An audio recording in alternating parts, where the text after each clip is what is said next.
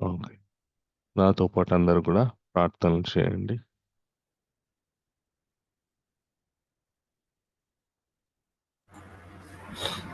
ఓం అజ్ఞానతిమిరంధస్య జ్ఞానాంజనాశలాకయం చక్షురున్మిళితం येन తస్మై శ్రీ గురవే నమః. శ్రీచైతన్య మనోభీష్టం స్థాపితం येन భూతలే స్వయం రూపః గతామహ్యం దధాతి స్వపదాంతికం. వందేహం శ్రీగురో శ్రీతపదకమలాం శ్రీగురున్ వైష్ణవాంశ్చ శ్రీరూపం సాగ్రజాతం సహగణా రఘునాథాన్వితం తం సజీవం సాద్వైతం సావధూతం పరిజనా సహితం కృష్ణ చైతన్య దేవం శ్రీ రాధా కృష్ణ పాదాన్ సహగణ లలిత శ్రీ విశాఖాన్వితాంశ్చ నమాం విష్ణు పాదాయ కృష్ణ ప్రేష్ఠాయ భూతలే శ్రీమతే భక్తి వేదాంత స్వామి నితి నామినే. నమస్తే సరస్వతే దేవే గౌరవాణి ప్రచారిణే నిర్విశేష శూన్యవాది పాశ్చాత్య దేశతారిణే. నమో మహావదన్యాయ కృష్ణ ప్రేమ ప్రదాయితే కృష్ణాయ కృష్ణ చైతన్య నమ్నే ఘోరత్సే నమః. हे कृष्ण करुणा सिंधु दीनबंधो जगत्पते गोपेशा गोपिका कांता राधा कांता नमोस्तुते. तप्तकांचन गौरांगे राधे वृंदावनेश्वरी वृषभानुसुते देवी प्रणमामि हरिप्रिये.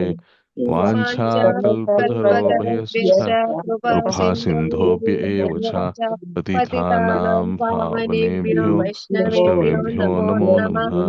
जय श्री कृष्ण चैतन्य प्रभु नित्यानंद श्री अद्वैत गदाधर श्रीवासादि गौर भक्तवृंद. हरे कृष्णा कृष्ण कृष्ण हरे हरे हरे राम राम राम हरे हरे. जय जय श्री चैतन्य जय नित्यानंद जय द्वैत चंद्र जय गौर भक्त वृंदा. ओम नमो भगवते वासुदेवाय ओम नमो भगवते वासुदेवाय ओम नमो भगवते वासुदेवाय. ओम नारायणं नमस्कृत्य नरं चैव देवीं सरस्वतीं व्यासं ततो जयमुदीरयेत्. मुखं करोति वाचालं पंगुं लंघयते गिरिं यत्कृपातमहं वन्दे श्रीगुरुं दीनतारिणं परमानन्दमाधवं श्रीचैतन्य ईश्वरम्. हरे कृष्ण. మనం శ్రీమద్ భగవద్గీతలోని 10వ అధ్యాయంలో ఎన్నో శ్లోకం? హరే కృష్ణ ప్రభుజీ 30 శ్లోకం.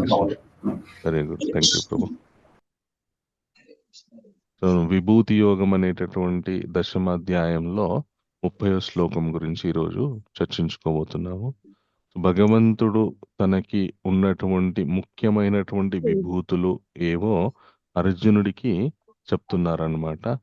సో ఈ ముఖ్యమైనటువంటి విభూతులు తెలుసుకోవడం వల్ల మనకు రావలసినటువంటి జ్ఞానము, అలాగే మనం పొందవలసినటువంటి జ్ఞానము ఏంటో కూడా మనము తెలుసుకుందాం ఈరోజు.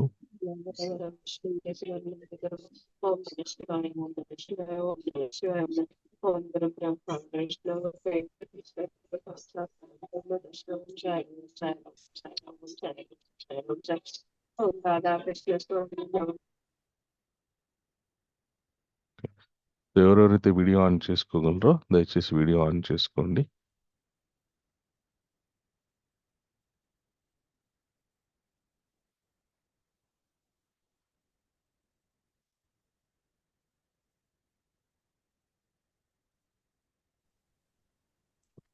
हरे कृष्ण प्रभु जी.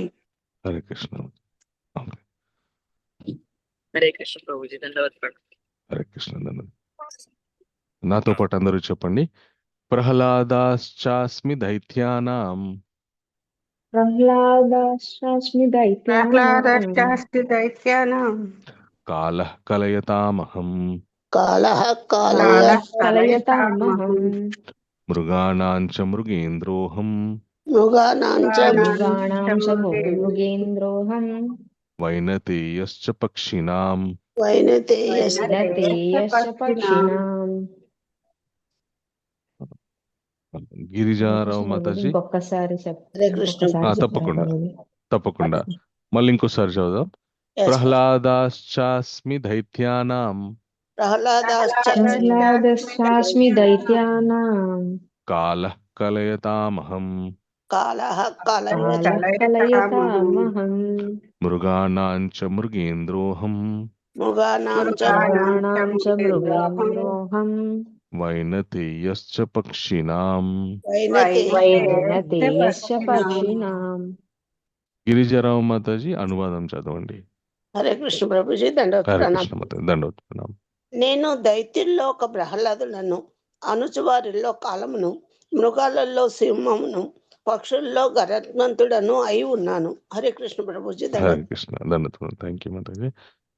భాష్యము పవనికి మాతాజీ భాష్యం చదవండి. హరే కృష్ణ ప్రభుజీ దండవత్సండి. హరే కృష్ణ దండవత్. భాష్యంపై శ్రీల ప్రభుపాద. దితి మరియు అదితి అక్కా చెల్లెండ్రు. అదితి కుమారులు ఆదిత్యులనియు దితి కుమారులు దైత్యులనియు పిలువబడిరి. ఆదిత్యులందరూ భగవద్భక్తులు, దైత్యులందరూ నాస్తికులు. ప్రహ్లాదుడు అతి దైత్య కుటుంబంలో జన్మించినప్పటికీ అతడు బాల్యము నుండి మహాభక్తుడు. భక్తియుక్త సేవ చేతను, దైవీ స్వభావము చేతను అతడు శ్రీకృష్ణుని ప్రతినిధిగా పరిగణింపబడుతున్నాడు. దమన శక్తి లేక అణచగల శక్తి తత్వములు అనేకములున్నవి. అయినను కాలము మాత్రము భౌతిక విశ్వమునందరి సమస్తమును అణిచివేయునదై ఉన్నది కనుక అది శ్రీకృష్ణునకు ప్రాతినిధ్యము వహించును. అన్ని మృగములలోకి సింహము మిక్కిలి భయంకరము మరియు శక్తివంతమైనది. అట్లే లక్షలాది పక్షి జాతులలో విష్ణువుకు వాహనమైన గరుడు మిక్కిలి గొప్పవాడు. హరే కృష్ణ ప్రభు. హరే కృష్ణ. థ్యాంక్ యూ మాతాజీ. ఈ కొన్ని శ్లోకాలు చిన్న చిన్న మన అనువాదాలే ఉన్నాయి. అవన్నీ కూడా ఫినిష్ చేద్దాం మనం. ఓకే, తర్వాత శ్లోకం చెప్పండి నాతో పాటు. పావన పావతామస్మి పవనతాస్మి రామశస్త్రామృతామహం రామశస్త్రామృతామహం జస్నం మకరశ్చాస్మి మకరశ్చాస్మి శ్రోతాసమస్మి జాహ్నవి శ్రోతాసమస్మి జాహ్నవి. పావన పావతామస్మి పావనతామస్మి రామశస్త్రామృతామహం రామశస్త్రామృతామహం జస్నం మకరశ్చాస్మి మకరశ్చాస్మి శ్రోతాసమస్మి జాహ్నవి. శ్రోతాసమస్మి జాహ్నవి. ఓకే, శ్రీలతా మాతాజీ అనువాదం చదవండి. హరే కృష్ణ ప్రభుజీ హరే కృష్ణ. ప్రణామాలు. ప్రణమాల. పవిత్రమొనర్చు వానిలో నేను వాయువును, శస్త్రధారులలో శ్రీరాముడను, జలచరములలో మకరమును, ప్రవహించు నదులలో గంగా నదిని అయ్యున్నాను. Hare Krishna Prabhuji. Thank you so much Prabhuji. Welcome. అది హరే కృష్ణ. సరోజ మాతాజీ భాష్యం చదవండి. హరే కృష్ణ ప్రభుజీ దండవత్ ప్రణామం. హరే కృష్ణ దండవత్. భాష్యము. మకరము జలమునందు వసించు జంతువులన్నింటిలోకి అతి పెద్దది. అది నెక్కముగా మానవునకు ప్రమాదకరమైనటిది. అట్టి మకరము శ్రీకృష్ణకు ప్రాతినిధ్యం వహించును. హరే కృష్ణ ప్రభుజీ. Hare thank you. Krishna. Welcome. అది హరే కృష్ణ దండవత్. Thank you. ఈ 2 శ్లోకాల గురించి మనం చర్చించుకుందాం. ముఖం కరోతి వాచాలం పంగుం లంఘయతే గిరిం యత్కృపాతమహం వందే శ్రీగురుం దరధారణం పరమానందమాదం శ్రీ చైతన్యేశ్వరం. సో మనము ఈ 10వ అధ్యాయాన్ని అధ్యయనం చేస్తున్నప్పుడు మనము తెలుసుకోవలసినటువంటి అతి ముఖ్యమైనటువంటి విషయం ఏంటి అంటే, మనకి భగవంతుడు ఎన్నో స్వరూపాలు తానే అయి ఉన్నాను అని చెప్తున్నారు ఇక్కడ. అంటే భగవంతుడు ఆయన వివిధ రూపాంతరాలు చెంది వివిధ కర్తవ్యాలు చేస్తున్నారు అనేటటువంటి ముఖ్యమైనటువంటి విషయాన్ని మనం గ్రహించాలి. ఎందుకంటే మన సనాతన ధర్మంలో ఎన్నో రకాలైనటువంటి ఆరాధనలు, ఎన్నో రకాలైనటువంటి భగవతార్చనలు, అలాగే మనకి చాలా సెంటిమెంట్స్ ఉంటాయన్నమాట. చాలా మందికి విఘ్నేశ్వరుడన్నా, స్కందుడన్నా, అలాగే ఇంకా వివిధ దేవతామూర్తులు అంటే చాలా అదొక మనస్సుకి చాలా దగ్గరగా ఎంతో కాలం ఆరాధిస్తూ ఉంటాం కాబట్టి మనకి చాలా మనసుకు హత్తుకుపోయినట్టుగా ఉంటుందన్నమాట. ఓకే. అయితే అది మంచిదే. అది తప్పు కాదు. చాలా మంచిది. అలా ఉండడం ఒక మంచి అది మంచి సాత్వికమైనటువంటి ఆరాధన. దేవతలను ఎవరెవరైతే ఆరాధిస్తారో వాళ్ళు సాత్విక గుణంలో ఉన్నవారని మనం గ్రహించాలి. అయితే ఆయా మూర్తుల వెనకాల ఉన్నటువంటి ఆంతర్యము, ఆయా మూర్తులు ఎక్కడి నుండి శక్తిని పొందుతున్నారు, ఆయా మూర్తులు ఎవరిని ప్రాతినిధ్యం వహిస్తున్నారు అనేటటువంటి విషయాన్ని తెలుసుకుంటే మనము ఆధ్యాత్మికంగా ముందుకెళ్తాం. ఒకటి, ఆయా మూర్తులను ఆరాధించడం వల్ల మన భౌతికపరమైనటువంటి కోరికలు, పరమైనటువంటి విషయాలన్నీ తీరుతాయి. ఓకే. అయితే ఆ కేవలము వారి యందు అనుబంధాన్ని పెట్టుకొని ప్రతినిత్యం కూడా క్రమం తప్పకుండా ఆరాధిస్తూ ఉంటే మన భౌతికపరమైనటువంటి కోరికలు తీరుతాయి. మనకి 4వ అధ్యాయంలో భగవంతుడు ఆల్రెడీ చెప్పారు. కాంక్షితం కర్మాణం సిద్ధిం యజంతేహ దేవత క్షిప్రం హిమానుషలోకే సిద్ధిర్భవతి కర్మజ అని. నాయన అర్జున, ఈ సృష్టిలో ఉన్నటువంటి వివిధ దేవతామూర్తులను నువ్వు ఎప్పుడైతే ఆరాధిస్తావో నీకున్నటువంటి భౌతికమైనటువంటి కోరికలు తొందరగా తీరుతాయని చెప్పేసి కృష్ణుడు చెప్పారు. అయితే మనిషికి 2 అవసరాలు ఉంటాయి. ఒకటి భౌతిక అవసరం, రెండో అవసరం ఏంటి? ఆధ్యాత్మిక ఆధ్యాత్మిక అవసరం. వెరీ గుడ్, వెరీ గుడ్, చక్కగా చెప్పారు. సో భౌతిక అవసరం, ఆధ్యాత్మిక అవసరం. సో మన భౌతిక అవసరాలని తీర్చడానికి మనకున్నటువంటి వివిధ దేవతామూర్తులు మనకి ఎప్పుడు కూడా రెడీగా ఉంటారనమాట. ఎప్పుడెప్పుడైతే మనం వారిని గౌరవిస్తూ, ఆరాధిస్తూ, పూజిస్తూ, యజ్ఞాలు చేసి వాళ్ళని సంతృప్తి పరుస్తూ ఉంటామో మనకి భౌతికపరమైనటువంటి విషయాల్ని తీర్చడానికి వాళ్ళు ఎప్పుడు కూడా రెడీగా ఉంటారు. అంటే మన ఆధ్యాత్మిక పరమైనటువంటి అవసరాల్ని తీర్చడానికి ఆయా మూర్తుల వెనకాల ఉండి నడిపిస్తున్నటువంటి వారెవరో తెలుసుకుంటే అప్పుడు మన ఆధ్యాత్మిక అవసరం తీరుతుందన్నమాట. సో మన దశమోధ్యాయం ద్వారా మనం తెలుసుకోవాల్సినటువంటి విషయం ఏంటి అంటే, మన సనాతన ధర్మంలో ఎంతో మంది దేవతామూర్తులు ఉన్నప్పటికీ వారందరికీ శక్తినిచ్చి వారందరినీ నడిపించేది ఆ కృష్ణ పరమాత్మ అని మనం తెలుసుకోవాలి అన్నమాట. సో ఆయా దేవతారాధనలు చేయడం వల్ల మనం గమ్యస్థానం ఏమై ఉండాలి? భగవంతుడు. భగవంతుని వెరీ గుడ్. శంకరాచార్యుల వారు ఒక చక్కటి శ్లోకాన్ని చెప్తారనమాట. ఆయన ఏమంటారంటే, ఆకాశాత్ పతితం తోయం యథా సాగరం ప్రతి గచ్చతి సర్వదేవ నమస్కృతాః కేశవం ప్రతి గచ్చతి అని. సో ఆకాశం నుండి జాలువారినటువంటి ప్రతి ఒక్క నీటి బిందువు యొక్క గమ్యము సముద్రమై ఉంటుంది. ఒకవేళ సముద్రాన్ని చేరుకోకపోతే అది ఎక్కడో నదుల్లో పడ్డా, ఎక్కడ పడ్డా కూడా క్రమక్రమంగా ఆ నదులన్నీ కూడా మళ్ళీ సముద్రం వైపు ప్రయాణిస్తాయి. అవునా? సో ఎక్కడ పడ్డో అక్కడ ఆగిపోకుండా మళ్ళీ నదుల్లో పడి మళ్ళీ సముద్రంలో కలవడానికి ప్రయత్నం చేస్తుంటాయి. అలాగే మనుష్య జీవితంలో కూడా మనం చేసేటటువంటి ప్రతి ఆరాధన, ప్రతి అర్చన కూడా మనం ఎక్కడ చేసినా కూడా, ఏ దేవతామూర్తికి చేసినా కూడా ఆ అర్చన ద్వారా మన గమ్యస్థానము, ఆ దేవతామూర్తి యందు మనం పెంపొందించుకున్నటువంటి భక్తి కావచ్చు, ఆరాధన కావచ్చు, అర్చన కావచ్చు, అది మనకి ఆ భగవంతుని చేరుకునేటటువంటి గమ్యస్థానం వైపు మనం నడిపించాలి. ఎందుకు అంటే ప్రతి ఆరాధన కూడా, మనం చేసేటటువంటి ప్రతి ఆరాధన కేవలం భౌతికపరమైనటువంటి దానికే అయి ఉండవచ్చు. కొన్ని ఆధ్యాత్మికమైనటువంటి వాటి గురించి కూడా అయి ఉండవచ్చు. కానీ అత్యంత ముఖ్యమైనటువంటిది, అత్యంత లాభదాయకమైనటువంటిది, మనకి మనకి జన్మరాహిత్యం, జన్మ లేకుండా ఉండేటట్టు చేసేటటువంటి ఆరాధన ఏదైతే ఉందో ఆధ్యాత్మిక ఆరాధన. సో దాని గురించి మనము ఆరాధించాలి. సో ఆ విషయం నెరవేర్చుకోవడానికి మనం ఆరాధించాలి. లేకపోతే ఎన్ని ఆరాధనలు చేసినా కూడా మళ్ళీ ఎన్నో జన్మలు ఎత్తుతూనే ఉంటాం, ఎంత భక్తి చేసినా కూడా. ఆ భక్తి వెనకాల భక్తి మనల్ని ఏడికి తీసుకువెళ్ళాలో తెలియకుండా చేస్తే అది మళ్ళీ మళ్ళీ మనం పుట్టడానికే మనకి తోడ్పడుతుంది తప్ప మళ్ళీ పుట్టకుండా ఉండడానికి మనకి తోడ్పడదు. సో ఆ ఆంతర్యం, ఆ విషయం, ఆ రహస్యం తెలుసుకోవడానికి మనకి దశమోధ్యాయం ఉపయోగపడుతుంది అనమాట. ఓకే. సో ఈ దశమోధ్యాయంలో పదో అధ్యాయం 30 శ్లోకంలో ఆ భగవంతుడు ఏం చెప్తున్నారు, తన యొక్క ముఖ్యమైనటువంటి విభూతుల్లో ఇప్పుడు ఒక క్లారిటీ వచ్చింది అందరికీ. మనం ఈ దశమోధ్యాయం నేర్చుకుంటున్నప్పుడు ఏ విధమైనటువంటి స్థితికి చేరుకోవాలి, ఏ విధంగా అర్థం చేసుకోవాలి అనేటువంటిది ఎవరైనా చెప్పండి సమరైజ్ చేసి. హరే కృష్ణ ప్రభు. హరే ధన్యవాదాలు కృష్ణ బ్రో, ధన్యవాదాలు. ప్రభు. మనము ఏ దేవతను పూజించినా, ఏ కార్యం చేసినా, ప్రకృతిలో ఏ వస్తువును చూసినా మనకు కృష్ణుడే గుర్తు రావాలి. అన్ని ఆయన నుంచినే వచ్చాయి. మనము ఏ కార్యం చేస్తున్నా చివరికి ఆయన చేరుకోవడానికే ప్రయత్నం అనేది చేయాలి ప్రభు. వెరీ నేను గుడ్. అర్థమైంది. మన ప్రయత్నం, మన గమ్యస్థానం అదై ఉండాలి.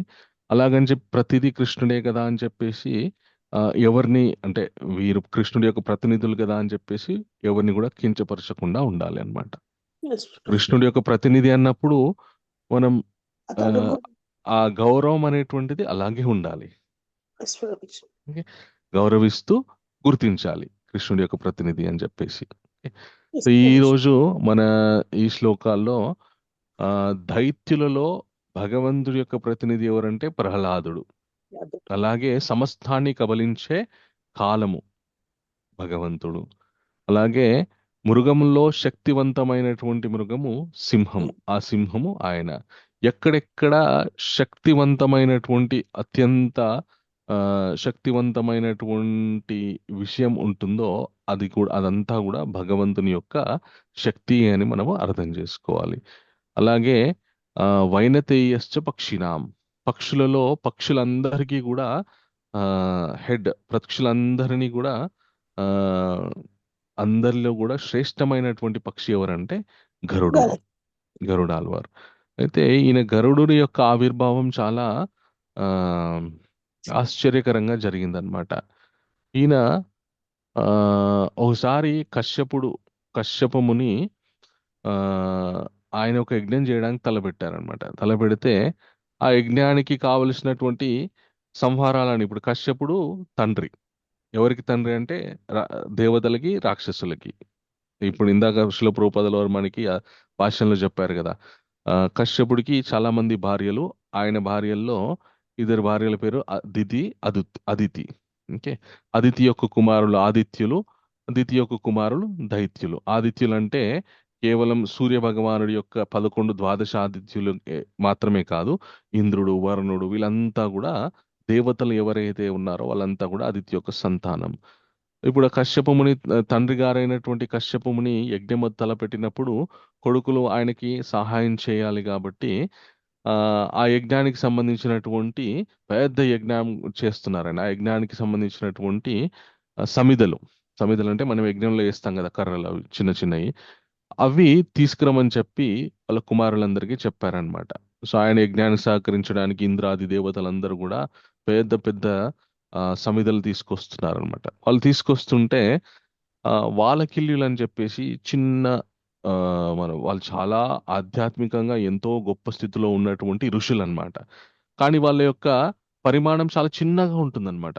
చాలా మరిగుజ్జుల్లాగా ఉంటారనమాట, చిన్నగా. అయితే ఇంద్రుడు తనకున్నటువంటి శక్తితోటి పెద్ద పెద్ద సమిదలు తీసుకొస్తుంటే వీళ్ళు చిన్న చిన్న సమిదలు, వాళ్ళకి ఉన్నటువంటి శక్తితో చిన్న చిన్న సమిదలు తీసుకొస్తున్నారు అనమాట. తీసుకొస్తుంటే ఇంద్రుడు వాళ్ళని చూసి హేళన చేస్తారంట. పక్క తప్పుకోండి, మీరెంత, మీ సైజ్ ఎంత, చిన్న చిన్న తీసుకొని వస్తే, ఇంత చిన్న చిన్న పుల్లలు తీసుకొని వస్తే ఎప్పటికైతే యజ్ఞం అని చెప్పేసి వాళ్ళని హేళన చేస్తాడనమాట. చేయగానే వాళ్ళకి చాలా కోపం వస్తుంది. అంటే నీకున్నటువంటి బలానికి నువ్వు పెద్దవి తీసుకొస్తున్నావు, మాకున్నటువంటి బలానికి మేము చిన్నవి తీసుకొస్తున్నాం, ఇద్దరం చేసేది ఒకే పని, ఎందుకు అంత గర్వానికి పోతున్నావు, అహంకారానికి పోతున్నావు? అంటే నీ బలం ఉంది కదా అని చెప్పేసి నువ్వు అహంకారానికి పోతున్నావు. యజ్ఞంలో పెద్దదైనా చిన్నదైనా యజ్ఞ సమిధ అన్నప్పుడు దాన్ని మనం పవిత్రంగా భావించాలి. నీ పరిమాణం ప్రకారం నువ్వు తీసుకొస్తున్నావు, మా సైజ్ ప్రకారం మేము తీసుకొస్తున్నాం అని చెప్పేసి వాళ్ళు కోపానికి, వాళ్ళు ఆగ్రహానికి గురవుతారన్నమాట. ఆగ్రహానికి గురై నీ బలం మీద నీకు అంత అహంకారం ఉంది కదా, నీ బలాన్ని అణిచేటటువంటి ఒకడు పుడతాడు, నిన్ను చితక బాధేస్తాడని చెప్పేసి శపించేస్తారనమాట. శపించగానే అప్పుడు ఇంద్రుడు భయపడతాడనమాట. అమ్మ వీళ్ళు చాలా గొప్ప ఋషులు, వీళ్ళని నేను అనవసరంగా వీళ్ళని అవమానించానని చెప్పేసి వాళ్ళ తండ్రి గారు అయినటువంటి కశ్యప ముని దగ్గరికి వెళ్తారనమాట. వెళ్ళగానే నాన్నగారు ఇలాగా నన్ను వాలకిల్యులు అనేటువంటి మునిలు శపించారు, నా బలాన్ని అణిచివేసేటటువంటి ఒకడు వస్తాడని చెప్పేసి, ఇప్పుడు నేను ఇంద్రపదిలో ఉన్నాను, నా బలాన్ని అణిచివేసేసి నా పదవి తీసేసుకుంటే మరి ఇంద్రలోకాన్ని స్వర్గలోకాన్ని ఎవరు పరిపాలిస్తారు అని చెప్పేసి అనగానే అప్పుడు కశ్యపుడు ఆ వాలకిల్లులతోటి ఆ మాట్లాడతాడనమాట. దయచేసి మా అబ్బాయికి క్షమించండి, మా అబ్బాయిని క్షమించండి, ఆ ఈ శాపాన్ని అనుగ్రహంగా మీరు మార్చండి అనగానే అప్పుడు ఆ వాళ్ళు చెప్తారనమాట, ఆ ఈ ఇంద్రుడి యొక్క బలాన్ని అణిచివేసేటటువంటి వాడు కూడా నీకే పుత్రుడుగా పుడతాడు. సో ఇంద్రుని బలాన్ని అణిచివేసినా కూడా ఇంద్రుడితో అతను చాలా సోదర భావంతోటి, స్నేహభావంతోటి ఉంటాడు అని చెప్పేసి ఆ శాపాన్ని వాళ్ళు అనుగ్రహంగా మార్చేస్తారన్నమాట. సో అలాగా ఇంద్రుని అణిచివేసేటటువంటి బలంతో ఉన్నటువంటి పుత్రుడు పుడతాడు నీకని చెప్పి కశ్యప మునికి వాళ్ళు అనుగ్రహించారు. అప్పుడు కశ్యప మునికి ఇద్దరు భార్యలు ఉంటారనమాట. చాలా మంది భార్యల్లో అదితి తర్వాత మళ్ళీ ఆ మన కద్రువ, వినిత అని చెప్పేసి ఇంకో ఇద్దరు భార్యలు ఉంటారనమాట. ఓకే. ఆ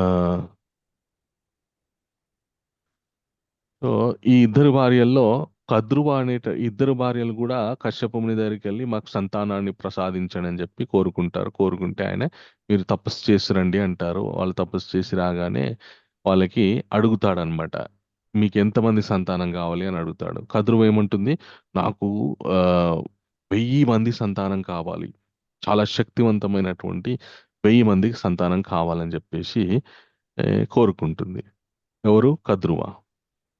సో వినిత ఏమని కోరుకుంటుంది అంటే, నాకు ఇద్దరు సంతానాన్ని ఇవ్వండి, వాళ్ళిద్దరు కూడా ఈ కద్రువ యొక్క 1000 సంతానం కంటే బలవంతులయ్యేటట్టు ఇవ్వండి, అనుగ్రహించండి అని చెప్పేసి కోరుకుంటుంది అనమాట వినిత. అప్పుడు ఈ కద్రువకంతా కూడా 1000 మంది సర్పాలు జన్మిస్తారు. ఈ వినితకేమో 2 అండాలను ఆమె ప్రసవిస్తుంది. చాలా కాలం వరకు ఆ అండాలు అలాగే ఉంటాయన్నమాట, వాటి నుండి ఏ సంతానం రాదు. ఈవిడకొకసారి అయ్యో, ఆల్రెడీ ఈ వినీత కద్రువ ఇద్దరు కూడా అక్క చెల్లెలు. ఓకే. సో వినీత పెద్దది, కద్రువ పెద్దది, వినీత చిన్నది. ఓకే. అయ్యో, నా అక్కయ్యకి ఆల్రెడీ సంతానం పుట్టారు, ఆవిడ సంతానంతో చాలా చక్కగా జీవిస్తుంది, నాకు మాత్రం ఇంకా సంతానం రాలేదు, ఈ 2 గుడ్లు వచ్చాయి నాకు అని చెప్పేసి ఆవిడ దుఃఖంతో ఒక గుడ్డుని ఆవిడ చేతులతోని పగలగొట్టగానే దాంట్లో నుండి సగం శరీరంతో ఉన్నటువంటి ఒక మహాత్ముడు బయటకు వెళ్తారనమాట. ఆయనకి కింద భాగం ఉండదన్నమాట. ఇప్పుడు ఈ తొడలని సంస్కృతంలో ఏమంటారంటే ఉరుములు అంటారనమాట. సో ఆయనకి కింద భాగం ఉండదు. ఇప్పుడు కింద భాగం తొడలు అవి లేవు కాబట్టి ఉరుములు లేవు ఆయనకి. కాబట్టి ఆయనని అనురువుడు అని చెప్పేసి నామకరణం చేయడం జరిగిందన్నమాట. సో ఆయన పుట్టగానే తల్లిని, ఎంత పని చేశామమ్మా, నువ్వు చాలా శక్తివంతమైనటువంటి కొడుకుల్ని మన నాన్నగారి దగ్గర నుండి నువ్వు అడిగావు. సో అంత శక్తివంతమైనటువంటి కొడుకులు రావాలంటే చాలా సమయం వేచి ఉండాలి కదా, నువ్వు సమయం అయిపోకముందే ఈ గుడ్డును పగలగొట్టి నేను బయటికి నా పూర్తి శరీరం రాకముందే నన్ను బయటకు తీసుకొచ్చావు, ఎంత తప్పు అని చేసావు, నువ్వు చేసినటువంటి తప్పు వల్ల, నీ ఆవేశం వల్ల నాకు కింద భాగము ఇంకా పూర్తిగా రాలేదు. సో ఈ తప్పు చేసావు కాబట్టి నేను శపిస్తున్నా అని చెప్పేసి తల్లిని శపిస్తాడు ఆయన. నువ్వు నీ అక్కకి దాసివైపో, ఆమె మీద ఆవిడకు పుట్టారు నాకు పుట్టలేదు ఇంకా అని చెప్పేసి అనే బాధతోటి, ఆమె మీద అక్కస్తోటి నువ్వు నన్ను పూర్తి శరీరం రాకముందే నన్ను బయటకు తీసుకొచ్చావు కాబట్టి ఆవిడికి నువ్వు దాసివైపో అని చెప్పేసి ఈయన శపిస్తాడు అనురువుడు. ఓకే. శపించగానే ఇప్పుడు తల్లిని శపించగానే ఆవిడికి బాధేస్తున్నావు, రే నీ తల్లిని రా నన్నే శపిస్తావా అని చెప్పేసి, మరి నేను ఈ శాపం నుండి ఈ దాస్యం తనకి నేను దాసిని అవుతానని చెప్పేసి నువ్వు శపించావు కదా నా అక్కకి. మరి ఆ దాస్యత్వం నుండి నేను ఎప్పుడు విముక్తి పొందుతాను అది కూడా చెప్పు అంటే, అప్పుడు ఆ అనురువుడు చెప్తాడనమాట. ఏమని అంటే, నన్ను తొందరపడి బయటకు తీసుకొచ్చావు కానీ నువ్వు ప్రసవించినటువంటి ఇంకొక అండం ఏదైతే ఉందో చాలా కాలం వేచి ఉండు. అది సహజంగా ఆ అండం నుండి ఎప్పుడు ఆ, పగిలి బయటకు వస్తుందో అప్పటి వరకు నువ్వు వేచి ఉండు. ఆ అండంలో నుండి వచ్చేటటువంటి నా తమ్ముడు మళ్ళీ నేను దాస్యత్వం నుండి విముక్తి చేస్తాడు. ఆయన యొక్క ఆ, ఆయన నిన్ను దాస్యత్వం నుండి విడిపిస్తాడని చెప్పి ఈ అనరువుడు నేను వెళ్ళిపోతున్నానని చెప్పి ఆయన సూర్య భగవానుడికి రథసారథిలాగా వెళ్ళిపోతాడనమాట. సూర్యుడికి ఆయన రథసారథిలాగా వెళ్ళిపోతాడు. వెళ్ళిపోయిన తర్వాత చాలా కాలం అయిన తర్వాత ఈ రెండో అండంలో నుండి ఈ పక్షి బయటకు వస్తాడనమాట. సో వినిత యొక్క సంతానం కాబట్టి ఆయనని వైనతేయుడు అని చెప్పేసి పిలుస్తారనమాట. అలాగే ఆయనకి ఆయన చేసినటువంటి చాలా అద్భుతమైనటువంటి కార్యాల వల్ల ఆయనకి గరుడు అని చెప్పేసి నామకరణం చేయడం జరిగిందనమాట. అలాగా గరుడు యొక్క ఆ, ఆవిర్భావం జరిగిందనమాట. సో చాలా కథ ఉంది మధ్యలో. అదంతా మళ్ళీ మనం ఆ, వేరే రోజు తెలుసుకుందాం. సో అలాగా గరుడు యొక్క ఆవిర్భావం జరిగింది. ఈయన పుట్టడంతో ఆయన రెక్కలని ఆడిస్తేనే దాంట్లో నుండి సామవేదం వస్తుందంట. అంత గొప్ప శక్తి సంపన్నుడు, అంత గొప్ప భగవద్భక్తుడు గరుడ మన ఆయనను గరుడాల్వార్ అని కూడా అంటారనమాట. సో అలాగా ఈ గరుడు యొక్క ఆవిర్భావం జరిగింది. మన ప్రహ్లాదుడి యొక్క ఆవిర్భావం ఎలా జరిగిందో కూడా మనకి తెలుసు. హిరణ్యాక్ష హిరణ్యకశపులు ఇద్దరు కూడా రాక్షసులు. ఆ ఎంతో దారుణమైనటువంటి ఆ కర్మలు చేస్తూ ఉన్నప్పుడు అయితే హిరణ్యాక్షుడు భూమిని దాచిపెట్టేశాడు. ఆ హిరణ్యాక్షు నుండి భూమిని కాపాడడానికి స్వామి వరాహమూర్తిగా ఆవిర్భవించి హిరణ్యాక్షుని సంహరించి మళ్ళీ భూమిని యథాస్థితిలో ఆయన స్వామి వరాహమూర్తి పెట్టారనమాట. తన తమ్ముడు అయినటువంటి హిరణ్యాక్షుడు ఆ వరాహమూర్తి చేతిలో చనిపోవడం హిరణ్యకశపుడు జీర్ణించుకోలేకపోయాడు. ఎలాగైనా సరే ఆ శ్రీహరిని నేను సంహరించాలి, ఆయనని యుద్ధంలో ఓడించాలి అనే ఒక మంద కోరికతోటి ఆయన తపస్సు చేయడానికి పూనుకుంటాడు అనమాట. 10,000 సంవత్సరాలు తపస్సు చేస్తాడనమాట. సో ఈ తపస్సు చేసినంత కాలం తన భార్యని మళ్ళీ ఎక్కడ ఇంద్రుడు వచ్చి ఇబ్బంది పెడతాడో అనేటటువంటి భయంతో తన భార్యని నారదుడి యొక్క ఆశ్రమంలో వదిలిపెడతాడు. అక్కడైతే గురుకులం ఆశ్రమం కాబట్టి అలాగే అంటే ఆయన స్వతహాగా నారదుడి యొక్క ఆశ్రమంలో వదిలిపెట్టాడు. కానీ ఇంద్రుడు ఈయన వెళ్ళిపోగానే హిరణ్యకశిపుడు వెళ్ళిపోగానే వచ్చి తన భార్యని సంహరిద్దామని చెప్పేసి సంహరిస్తుంటాడు. అలాగే తన భార్యలో అప్పటికే ప్రహ్లాదుడు ఉంటాడనమాట. సో వీడే రాక్షసుడు, వీడే ఇంత శక్తివంతమైనటువంటి వాడు, వీడి కొడుకు ఇంకెంత శక్తివంతమైనటువంటి వాడు ఉంటాడు అని చెప్పేసి ఆ గర్భస్థ శిశువుని చంపేద్దామని ఇంద్రుడు ఆ హిరణ్యకశపుడి యొక్క భార్యను తీసుకెళ్తూ ఉంటే నారదుడు వారు వచ్చి అడ్డుకుంటారనమాట. అడ్డుకొని మనందరికీ తెలుసు, నాయన వద్దు, అనవసరంగా స్త్రీ హత్య చేయకు, ఈవిడ కడుపులో ఉన్నటువంటి వాడు సామాన్యమైనటువంటి వాడు కాదు, దయచేసి నా ఆశ్రమంలో వదిలిపెట్టు, నేను చూసుకుంటాను తర్వాత అని చెప్పేసి తీసుకెళ్లి నారద ముని యొక్క ఆశ్రమంలో ఆవిడకి చక్కటి సత్సాంగత్యాన్ని ఇచ్చి ఆ గర్భస్థంలో ఉన్నటువంటి శిశువుకి గర్భంలో ఉన్నప్పుడే శ్రీహరి యొక్క భక్తి గురించి విశేషాలు, అలాగే ఈ మన ఆధ్యాత్మిక జీవితం, భౌతిక జీవితంలో ఉన్నటువంటి వ్యత్యాసం, అలాగే మనుష్య జీవితం యొక్క లక్ష్యం ఏమై ఉండాలి అని ఇత్యాది గొప్ప ఆధ్యాత్మిక విషయాలన్నీ ఆయన గర్భస్థంగా ఉంటూనే నేర్చుకున్నాడు అనమాట. తర్వాత హిరణ్యకశిపుడు వచ్చిన తర్వాత ఆవిడ తీసుకెళ్ళిపోయాడు. తర్వాత ఆవిడ ప్రసవించింది. అలాగా గర్భంలో ఉన్నప్పుడే ఆయన భగవద్భక్తి విశేషాలు తెలుసుకొని పుట్టగానే గొప్ప భక్తుడుగా ఆవిర్భవించారన్నమాట. అలాగా ప్రహ్లాదుడి యొక్క జననం సంభవించింది. ఓకే. సో ఎప్పుడైతే మనం ప్రహ్లాదుని చూసినా అలాగే గరుడుని చూసినా కూడా మనకి మన స్వామి కృష్ణ పరమాత్మ గుర్తుకు రావాలి అన్నమాట. తర్వాత ఈ అధ్యాయంలో 31వ శ్లోకం పావన పావతామస్మి రామశస్త్రామృతామహం జష్ణం మకరశ్చాస్మి శ్రోతాసమస్మి జాహ్నవి. ఆ, ఆ, సో వాయువు మన అందరికీ కూడా చాలా వాయువు లేకపోతే ఈ జీవజాలం యొక్క మనుగడ జరగనే జరగదు. ఎందుకంటే మనం ప్రతినిత్యం కూడా ఊపిరి పీలుస్తూ ఉంటాం. ఓకే. సో ఆ ఊపిరి కనుక ఆగిపోతే మన యొక్క జీవితం మనము జీవించి ఉండలేమన్నమాట. కాబట్టి అతి ముఖ్యమైనటువంటి ఆ, వాయువు భగవంతుడే. ఆ తర్వాత రామశస్త్రాభృతామహం, శస్త్రం ధరించినటువంటి ఆ, వాళ్ళలో రాముణ్ణి నేనని చెప్పేసి కృష్ణుడు చెప్తున్నారనమాట. సో మనందరికీ తెలుసు రాముడు అవతారం ముందు వచ్చిందా, కృష్ణుడి అవతారం ముందు వచ్చిందా?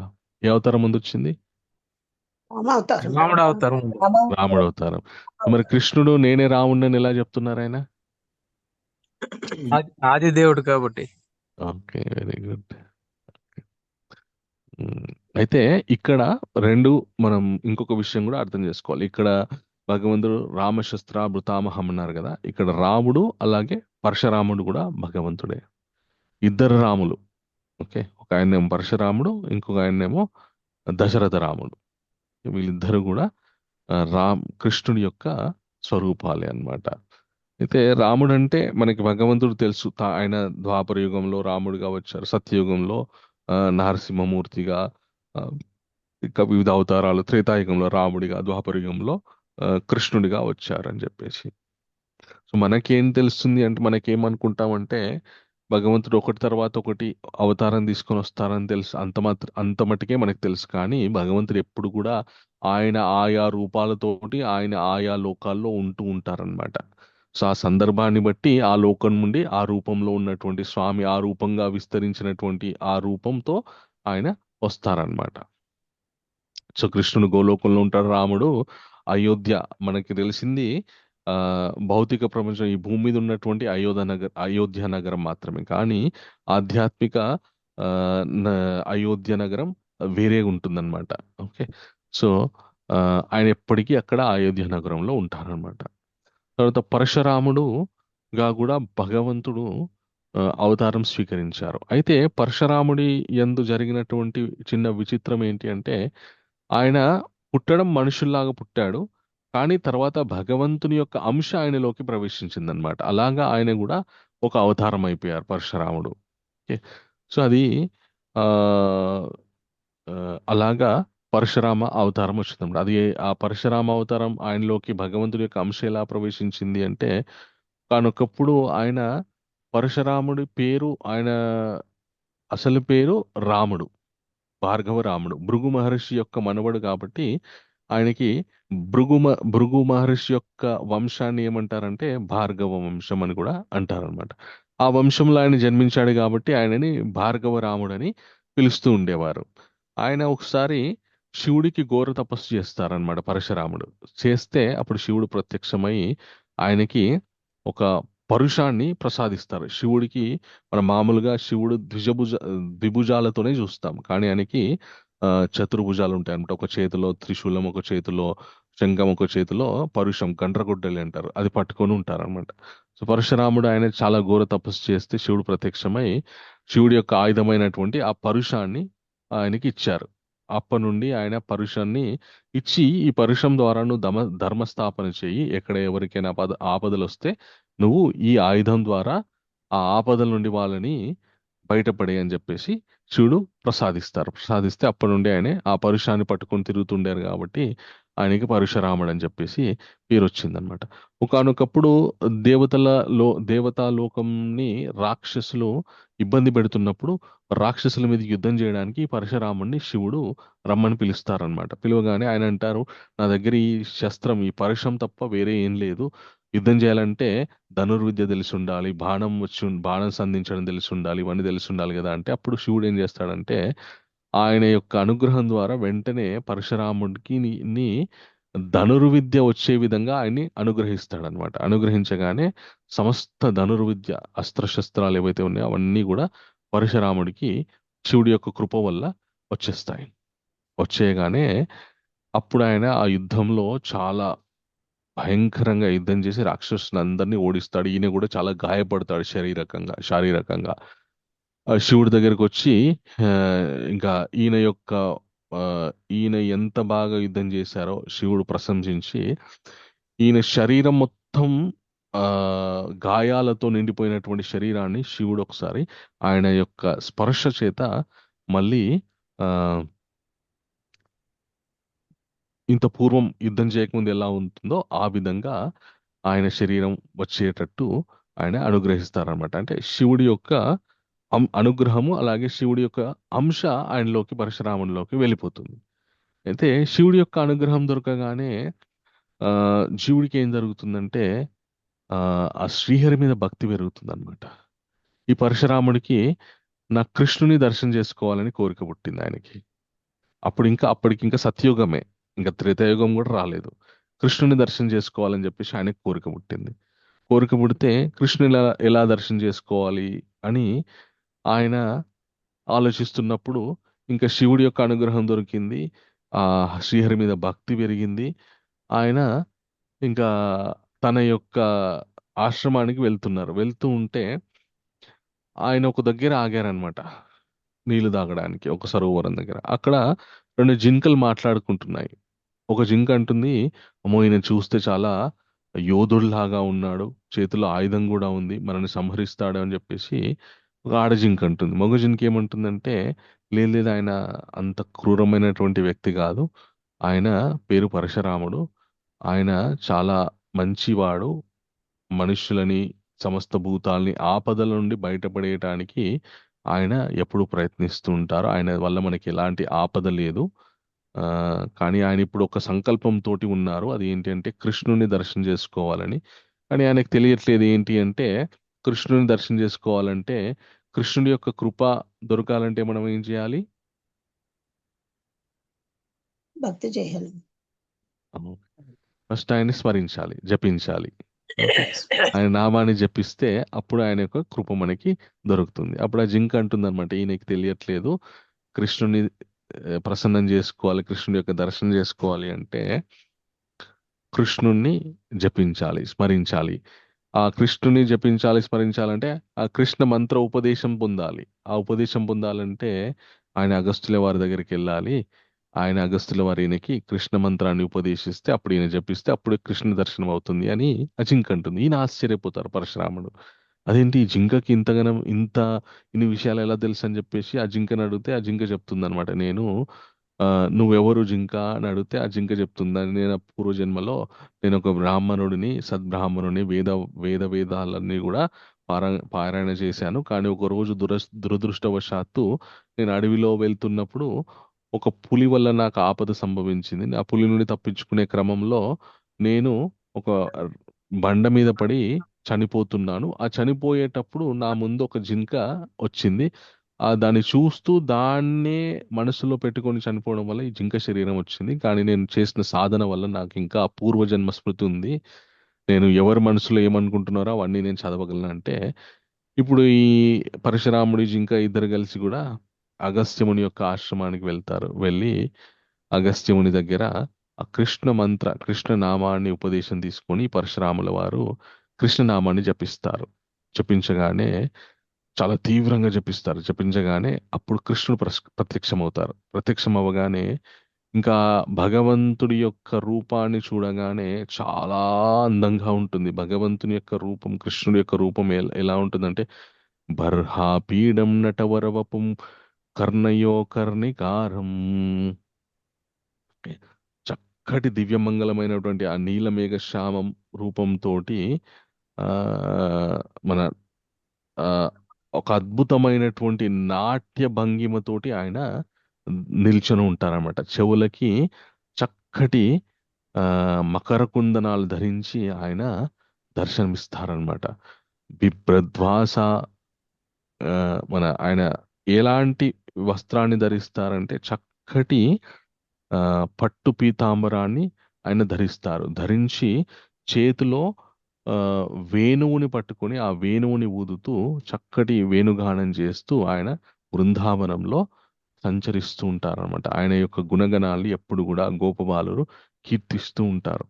సో అలాగా ఆ దివ్యమంగళమైన స్వరూపాన్ని చూడగానే ఈయనకి ఏం అడగాలో కూడా తెలియలేదు, ఏం కోరుకోవాలో కూడా ఏం అర్థం కాలేదు. ఆయన రూపాన్ని అలాగే చూస్తూ ఉండిపోయారు. చూస్తూ ఉండిపోగానే కృష్ణుడు అడుగుతాడు, ఏం కోరిక నీది, ఏం కావాలి నీకంటే, ఏం లేదు స్వామి, మిమ్మల్ని దర్శించుకోవాలనే కోరికే నాది, అంతే. మిమ్మల్ని చూడాలనుకున్నాను, మీ యొక్క దివ్యమంగళ స్వరూపాన్ని నేను చూడాలనుకున్నాను, చూశాను, నాకు తృప్తి కలిగింది అని చెప్పేసి ఈయన అంటారు. అనగానే, లేదు నేను నీకు ఒక వరాన్ని ఇస్తాను, నా అంశ నీ లోపలికి వెళ్తుంది, నా అంశ నీలో ఉంటుంది ఇప్పటి నుండి.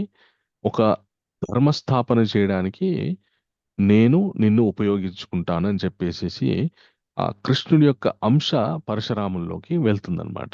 వెళ్ళిన తర్వాత కృష్ణుడు ఎప్పుడు కూడా ఎందుకు ఆవిర్భవిస్తారు చెప్పండి? దుష్ట శిక్షణ శిష్ట రక్షణ కోసం. ధర్మ ధర్మరక్షణ సంస్థాపన. శిష్ట రక్షణ. ధర్మ సంస్థాపన గురించి ఆయన ఆవిర్భవిస్తారు. అయితే ఎప్పుడైతే కృష్ణుడి యొక్క అనుగ్రహం వల్ల పరశురాముల్లోకి కృష్ణుడి యొక్క అంశ చేరుకుందో అప్పుడు ఇంకా ఆయన పరశురాముల్లో ఆ భగవంతుడి యొక్క అంశతో ఆయన ఇంకా తేజోమయమైనటువంటి రూపంతో ఆయన విరజిల్లుతూ ఉండేవారు అనమాట. సో కానొక సమయంలో క్షత్రియులు చాలా చాలా దారుణమైనటువంటి పని చేశారనమాట. ఈ పరశురాముడి యొక్క తండ్రి పేరు జమదగ్ని మహర్షి. ఓకే, ఆయన గారి తల్లి పేరు రేణుకాదేవి అన్నమాట. ఈ జమదగ్ని మహర్షిని క్షత్రియులంతా కూడా ఒకసారి సంహరించారు. పరశురాముడు తన ఆశ్రమంలో తల్లిదండ్రుల దగ్గర లేనప్పుడు, తల్లిదండ్రులు యజ్ఞం చేస్తామని అనుకున్నప్పుడు యజ్ఞానికి సంబంధించినటువంటి అన్ని తీసుకురావడానికి ఆయన అరణ్యంలోకి వెళ్తారు. ఆయన లేని సమయం చూసి ఈ క్షత్రియులు జమదగ్ని మహర్షిని సంహరిస్తారు. దాన్ని ఎందుకు సంహరిస్తారు అంటే ఒక చిన్న వారి మధ్య ఒక చిన్న ఈ ఇది జరుగుతుందన్నమాట. జమదగ్ని మహర్షి దగ్గర ఒక చక్కటి సురభి గోవు ఉంటుంది. ఆ గోవుని కార్తవీర్యార్జునుడు బలవంతంగా తీసుకెళ్ళిపోతాడు. మళ్ళీ కార్తవీర్యార్జునుడి దగ్గర నుండి ఈ కార్తవీర్యార్జున్ని సంహరించి పరశురాముడు మళ్ళీ ఆ గోవుని తిరిగి తీసుకొస్తాడు. కార్తవీర్యార్జునికి 1000 మంది సంతానం ఉంటారనమాట. వాళ్ళంతా కూడా మా తండ్రి గారిని పరశురాముడు చంపేశాడు కాబట్టి పరశురాముడి యొక్క తండ్రి అయినటువంటి జమదగ్ని మహర్షిని మేం సంహరించాలని వాళ్ళంతా కూడా ఈయన మీదకి వస్తారనమాట. వచ్చి ఈయనని సంహరించడానికి ఈ పరశురాముడు లేని సమయంలో ఈయనని సంహరిస్తారు. ఈయన సంహరిస్తూ ఉంటే వీళ్ళ తల్లిగారు, పరశురాముడి యొక్క తల్లిగారు అయినటువంటి రేణుకాదేవి పరశురామ పరశురామ అని గట్టిగా అరుస్తుందన్నమాట, పిలుస్తుంది పరశురాముడిని. అలాగా 21 సార్లు పిలుస్తుందన్నమాట. ఆయన లెక్క పెట్టుకుంటాడు, నా తల్లి ఎన్నిసార్లు పిలిచిందని. ఈయన వచ్చేసరికి తండ్రి ఈ నిర్జీవుడైపోయి ఉంటాడు, తల్లి ఏడుస్తుంది. ఇంకా ఆయన తండ్రికి దహన సంస్కారాలు చేసి క్షత్రియులు చాలా ధర్మాన్ని ప్రవర్తించారని చెప్పేసి 21 సార్లు భూప్రపంచం తిరిగి మళ్ళీ క్షత్రియుడు అనేవాడు బ్రాహ్మణులని రక్షించాలి. క్షత్రియ అంటే అర్థం ఏంటంటే, క్షత్ అంటే ఆపద, త్రయ అంటే ఆపద నుండి తరింపజేసేవాడు క్షత్రియ. అలాంటిది క్షత్రియులే ఆపదల నుంచి తరింపజేసే వాళ్ళు క్షత్రియులు అని వాళ్ళకి క్షత్రియ వర్ణం ఇచ్చినప్పుడు వాళ్ళే ఆపదలను సృష్టిస్తే ఇంకా వాళ్ళు ధర్మం తప్పినట్టే కదా.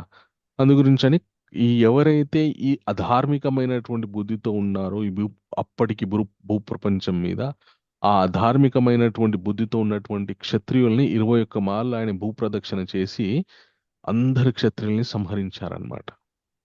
సంహరించేసేసి ఆయన ఈ క్షత్రియులను సంహరించినటువంటి వారి రక్తంతోటి కురుక్షేత్ర ప్రాంతంలో 5 తటాకాలు నిర్మించారు.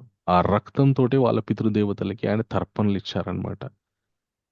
ఇచ్చి ఈ వాళ్ళ పితృదేవతల యొక్క ఆశీర్వాదాన్ని ఆయన పొందారు. ఎంత గొప్ప, ఎంత వీరత్వాన్ని ప్రదర్శించావు, ఈ భూమి మీద మళ్ళీ అధార్మికమైనటువంటి క్షత్రియులు లేకుండా అని చెప్పేసి ఆయనని వాళ్ళంతా అనుగ్రహిస్తారనమాట. అప్పటి నుండి ఆ కురుక్షేత్ర ప్రాంతంలో ఈయన పరశురాముడు నిర్మించినటువంటి ఈ 5 తటాకాలు శమంతక పంచకం అయిపోయి అక్కడ నుండి ఆ కురుక్షేత్రానికి ముందు ఆ ప్రాంతం పేరు శమంతక పంచం అన్నమాట.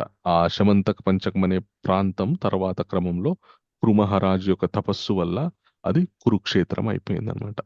అది పరశురాముడి యొక్క జననం. సో భగవంతుడు కృష్ణుడు రాముడిగా పరశురాముడిగా కూడా వచ్చి మనని ధర్మస్థాపన చేశారు. తర్వాత జశ్నం మకరశ్చాస్మి. ఓకే, సో మనకి నీటి జలచరాలలో మకరము చాలా శక్తివంతమైనటువంటిది. నీటిలో దానికి ఎంత శక్తి ఉంటుంది అంటే నీటిలో ఉన్నప్పుడు దాని నుండి గెలవడం చాలా కష్టం. మకరం అంటే ఒకటి మనము చాలా శక్తివంతమైనటువంటి షార్క్ అని అర్థం చేసుకోవచ్చు, అలాగే మొసలి అని కూడా అర్థం చేసుకోవచ్చు. తర్వాత శ్రోతాసమస్మి జాహ్నవి. ఓకే, జాహ్నవి అంటే జహ్ను మహర్షి యొక్క కుమార్తె కాబట్టి జాహ్నవి అన్నారనమాట. ఎవరు జహ్ను మహర్షి యొక్క కుమార్తె?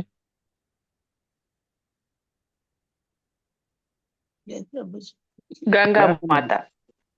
Very good, very good, Gangadevi. ఒకానొకప్పుడు సగర చక్రవర్తి యొక్క కుమారులు 60,000 మంది ఉండేవారనమాట. ఇక్ష్వాకు సూర్యవంశంలో జన్మించినటువంటి సగర చక్రవర్తి అని ఒక ఆయన ఉండేవారు, సగరుడు అని.